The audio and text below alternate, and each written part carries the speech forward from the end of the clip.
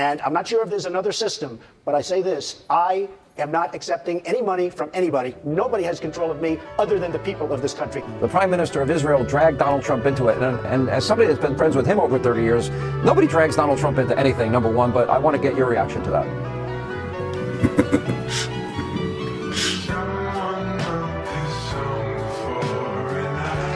And he loves Israel too.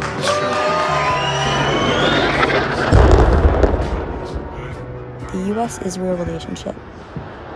Every year, the United States sends billions of your tax dollars to a foreign government. Commitment to provide Israel with $38 billion in military assistance over the next.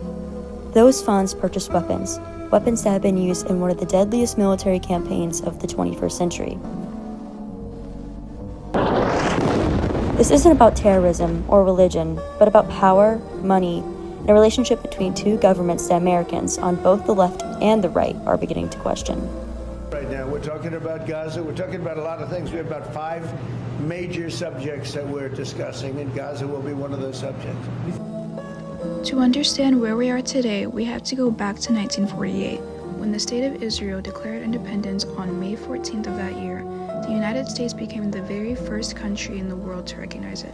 From then on, the United States has treated Israel as its closest ally in the Middle East. I support the United States' commitment to provide Israel with $38 billion.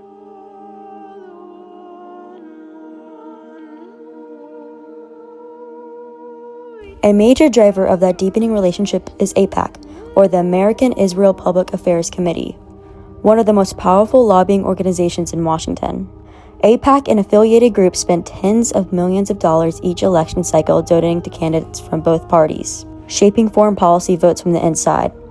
Analysts from across the political spectrum have described AIPAC's influence as a fundamental reason the U.S.-Israel relationship has survived without challenge for over 7 decades, regardless of which party controls Congress.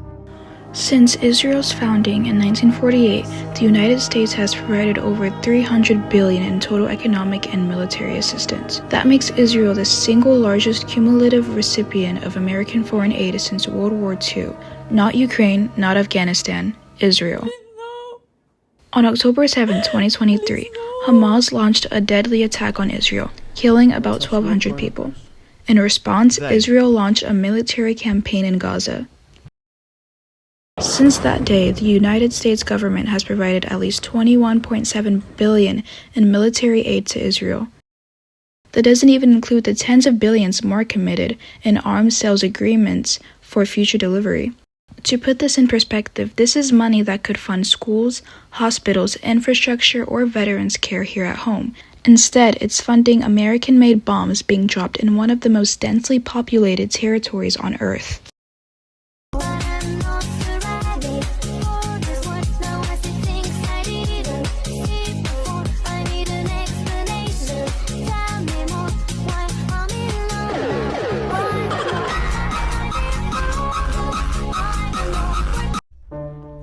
Gaza is a territory roughly the size of Philadelphia, home to more than 2 million people. Since October 2023, it has been subjected to one of the most intense bombing campaigns in modern history. As of late 2025, at least 70,000 Palestinians have been confirmed killed. Independent research published in peer-reviewed journals estimates the true death toll may be over 75,000, with the vast majority being civilians. Around 50% were women and children. More than 169,000 people have been injured. UNICEF estimates that 3,000 to 4,000 children in Gaza have lost one or more limbs. UN satellite analysis found that by July 2025, nearly 78% of all structures in Gaza had been destroyed. At least 125 health facilities have been damaged, including 34 hospitals. As of late 2025, only 14 of Gaza's 36 hospitals were still able to deliver any essential care at all. In August 2025, famine was officially declared in northern Gaza, and over 10% of Gaza's entire population has been killed or injured. These are not just numbers, these are human lives, and a significant portion of the weapons used in this campaign were manufactured in the United States, paid for with American tax dollars, and delivered on American military cargo planes. So we have to ask ourselves, what are we paying for?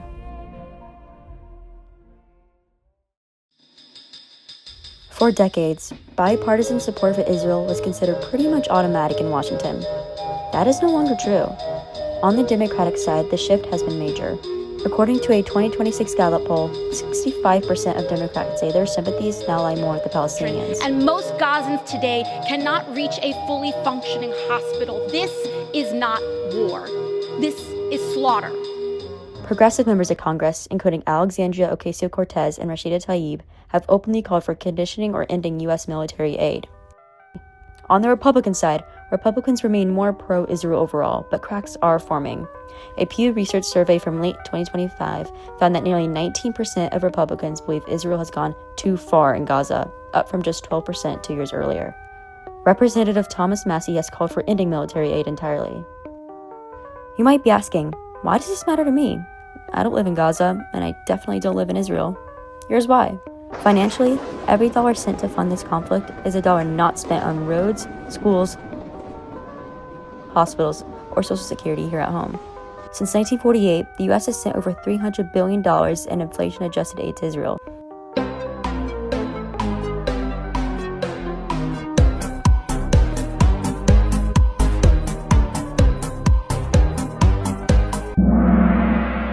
That comes from your taxes.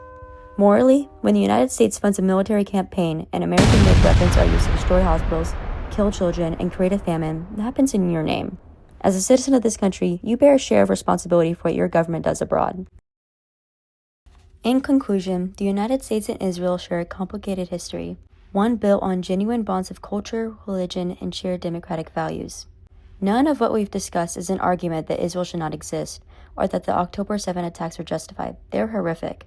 But a true friendship between people or between nations does not mean unconditional support regardless of the consequences.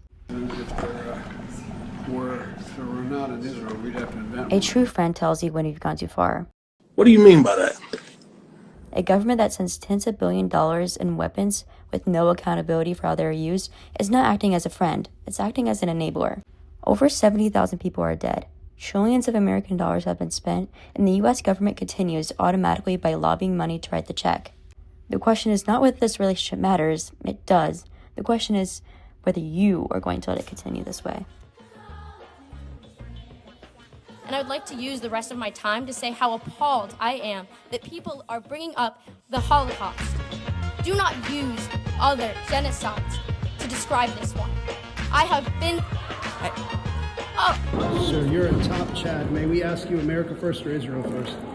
I don't work here. You don't work here, I'm but a that's student not what I visiting. asked. You're currently interrogating a 17-year-old I'm not student. Oh, it's so sad. Should I feel sorry for you? You look like you're 29, bro. You're aging like hell, bro. Sir, America first or Israel first? Sorry. America first or Israel first? America first? Beautiful. Good answer. See, was that so hard? I didn't even hear what you asked. I didn't even hear what you asked. Bro, you make a good politician. You're full of crap, and you dodge, and you're slippery, and you age terribly. I'm 17. Benjamin Netanyahu! I'm 40 miles away from the supercharger! Please, Mr. Netanyahu, help me!